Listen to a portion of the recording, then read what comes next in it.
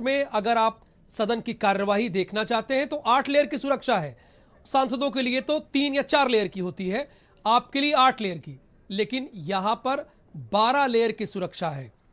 लोकेश राय इस वक्त हमारे साथ लगातार लाइव जुड़े हुए हैं गाजीपुर बॉर्डर से। लोकेश, पहले बैरिकेड, उसके ऊपर नुकेले तार, उसके बाद कीलें, ये प्रशासन कर क्या रहा है? अगर बातचीत की मंशा होती तो कोई ऐसे बातचीत करता है क्या? ये तो ऐसे हो गया कि आप AK-47 लिए हुए हैं और उसके बाद बातचीत कर रहे हैं। अरे AK-47 रख कर नीचे बात कीजिए ना।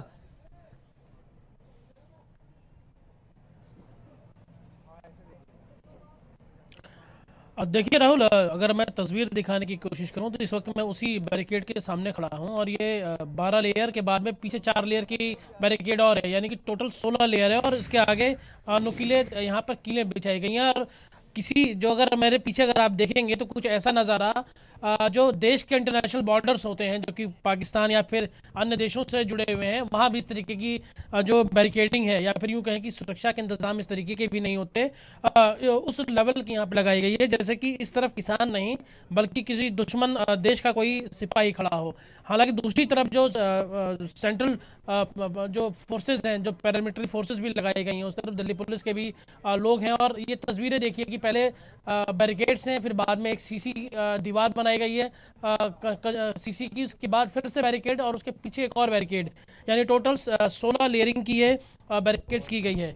इसके अलावा अगर हम दूसरी तरफ दिखाएं तो ये वो कीलों की बिल्कुल दीवार है जो कि बेसिकली ट्रैक्टर्स के टायर पंचर करने के लिए लगाए गए हैं, ये कि अगर कोई यहाँ से गुजरने की कोशिश करे तो उनके टायर्स पंचर हो जाएं और वो आगे ना निकल सकें।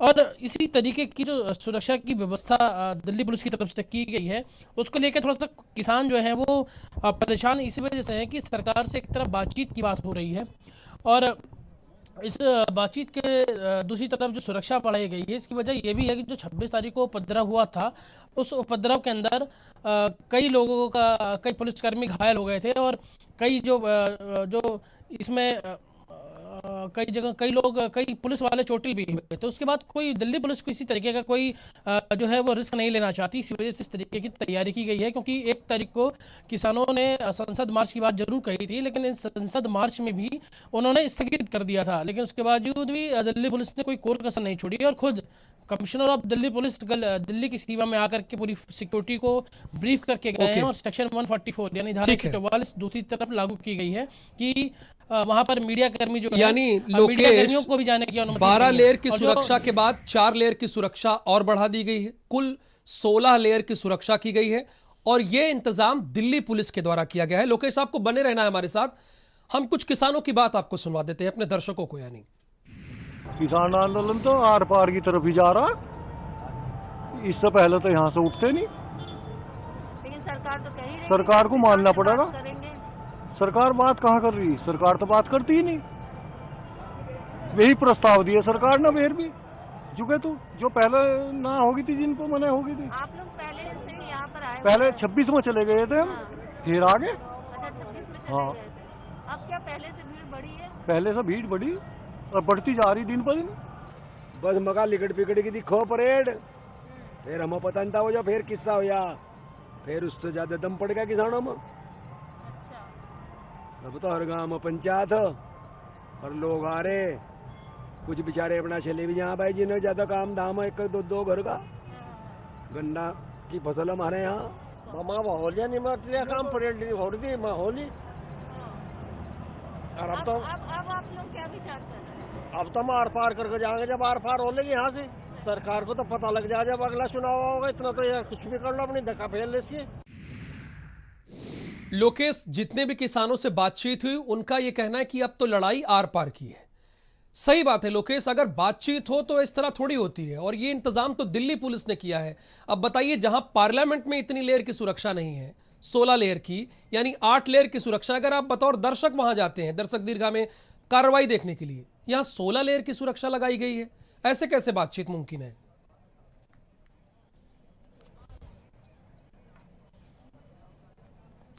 देखिए, ये बात तो जरूर है कि किसानों के स्तर पर प्रस्ताव भले प्रधानमंत्री जी ने बोला हो कि हम आपसे एक कॉल की दूरी पर हैं, लेकिन अभी तक कोई 11वें दौर के बाद भी कोई बातचीत इनिशिएट नहीं की गई है। और जो प्रस्ताव दिया गया था कृषि मंत्री की तरफ से कि इस कानून को 1.5 साल के लिए लागू करने पर जो है वो रोक लगाई जाती है, लेकिन किसान इसको वापस लेने पर अड़े हुए हैं।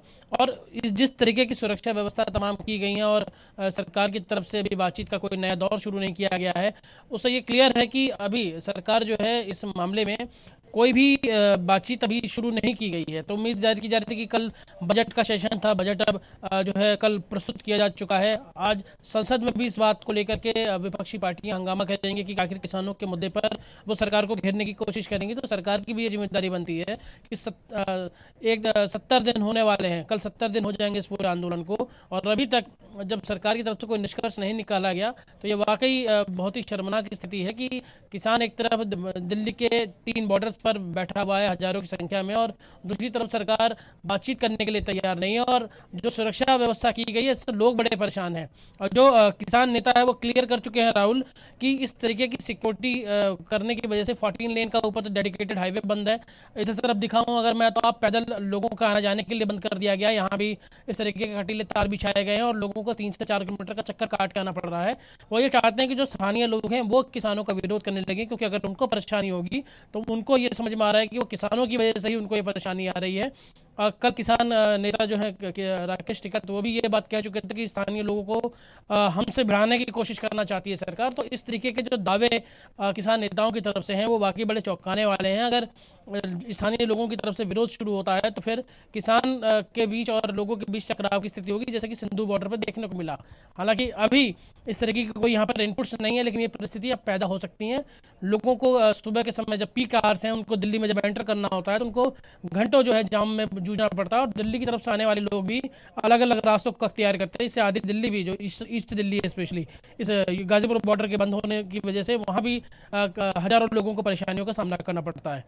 राहुल, बिल्कुल समस्याओं का सामना लगातार करना पड़ रहा है, ऐसा लोकेश कह रहे हैं, और सुरक्षा व्यवस्था बढ़ा दी गई। लेकिन लोकेश, ऐसा भी किसान कह रहे हैं जो आपने ही बातचीत की है, वो बता रहे हैं कि अब तो संख्या दिन ब दिन बढ़ती जा रही है। इतने किसान तो पहले नहीं थे जितने अब हैं।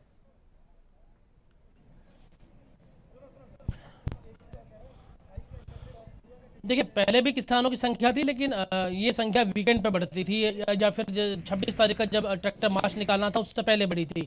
लेकिन अब जो देखने को आ रहा है कि रोजाना सबसे पहले मुजफ्फरनगर में महापंचायत हुई, उसके बाद मथुरा में पंचायत हुई, फिर एक महापंचायत जो है बागपत में हुई और कल बिजनौर में हुई। तो हर जगहों पर पंचायत हो रही है। पंचायत में ये चीज़ डिस्कस की जा रही है कि रोज एक घर से एक आदमी एक दिन के लिए बॉर्डर पर जाएगा और फिर वो वापस चला जाएगा, घर का दूसरा सदस्य जाएगा, ताकि जो बॉर्डर के ऊपर किसानों की संख्या है वो कम ना होने पाए। दूसरी तरफ खाप पंचायतों ने पूरी तरीके से सपोर्ट किया और इसका असर ये है कि अब यहाँ पर आपको रोहतक से लेकर के हरियाणा के जो किसान शामिल है, रोहतक से लेकर अम्बाला, कैथल, तमाम जो किसानों का एरिया है जो कि प्रभावित है इस तरीके के कानून से, वो लोग भी अब यहाँ पर पहुँचना शुरू हो गए हैं। और पिछले कुछ दिनों से यहाँ पर भीड़ भारी है और 5,000 से लेकर के 8,000, 10,000 तक की संख्या चली जाती है। फिर लोग शाम को वापस चले जाते हैं, अगले दिन फिर लोग आते हैं और इस तरीके से इस सिलसिले को वो लोग आगे तक जारी रखना चाहते हैं, ताकि जो किसानों का आंदोलन है जो कि कमजोर पड़ा था 27 और 28 तारीख को, और उसको प्रशासन ने कुचलने की कोशिश की थी, वो परिस्थिति फिर से पैदा ना हो सके और एक जो संख्या बल के साथ साथ शक्ति बल भी इनके साथ यानी संख्या बल वो ये चाहते हैं। तभी सरकार नेगोशिएशन पे तैयार होगी और सरकार बातचीत के लिए तैयार होगी। लोकेश, मैं ये जानना चाह रहा हूं, चूंकि देखिए ये तो आपने बता दिया कि दिल्ली पुलिस ने तैयारी की है, जो ये 16 लेयर की सुरक्षा उन्होंने दी है कि किसान दिल्ली ना आ पाए। जो प्रशासन की तरफ था, उत्तर प्रदेश पुलिस की तरफ से था, वो सब कुछ बहाल कर दिया गया है या जैसी स्थिति थी वैसी है? यानी बिजली नहीं है, पानी नहीं है, ये सारी स्थिति कैसी है?